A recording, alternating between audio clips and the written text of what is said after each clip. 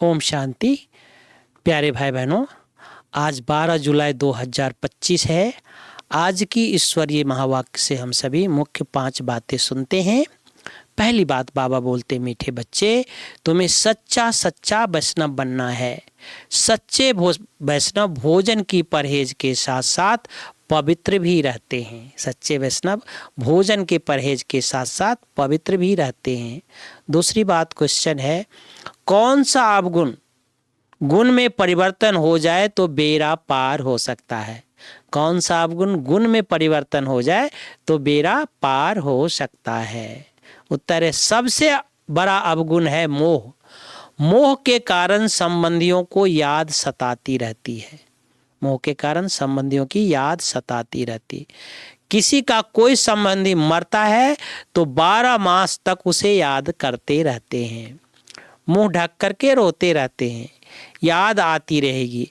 ऐसे ही अगर बाप की याद सताए, दिन रात तुम बाप को याद करो तो तुम्हारा बेड़ा पार हो जाएगा। जैसे लौकिक संबंधी को याद करते, ऐसे बाप को याद करो तो अहो सौभाग्य। जैसे लौकिक संबंधी को याद करते हैं, वैसे बाप को याद करो तो अहो सौभाग्य। क्योंकि लौकिक संबंधी को हम बहुत याद करते, बाप को भी बहुत याद करना है। तीसरी बात है, जैसे बाप अपकारी पर भी उपकार करते हैं, ऐसे फॉलो फादर करना है।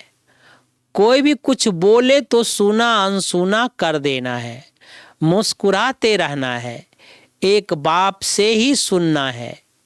सुखदाई बन सबको सुख देना है, आपस में लड़ना झगड़ना नहीं है। समझदार बन अपनी झोली अविनाशी ज्ञान रत्नों से भरपूर करनी है। समझदार बन अविनाशी रत्नों से, अपनी झोली अविनाशी रत्नों से भरपूर करना है। चौथी बात, वरदान है, सागर के तले में जाकर के अनुभव रूपी रतन प्राप्त करने वाले सदा समर्थ आत्मा भव। समर्थ आत्मा बनने के लिए योग की हर विशेषता का, हर शक्ति का और हर ज्ञान की मुख्य पॉइंट्स अभ्यास करो।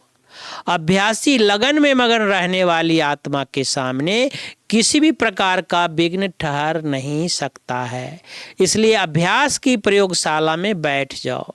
अभी तक ज्ञान के सागर, गुणों के सागर, शक्तियों के सागर में ऊपर ऊपर की लहरों में लहराते हो, लेकिन अब सागर के तलों में जाओ तो अनेक प्रकार के विचित्र अनुभव के रतन प्राप्त कर समर्थ आत्मा बन जाएंगे। पांचवी बात, स्लोगन है, अशुद्धि ही विकार रूपी भूतों का आह्वान करते हैं।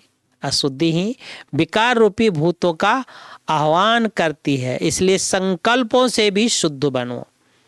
संकल्पों से भी शुद्ध बनो, तो कोई भी विकार आह्वान नहीं करना है। Om Shanti, Om Shanti. Thank you Baba.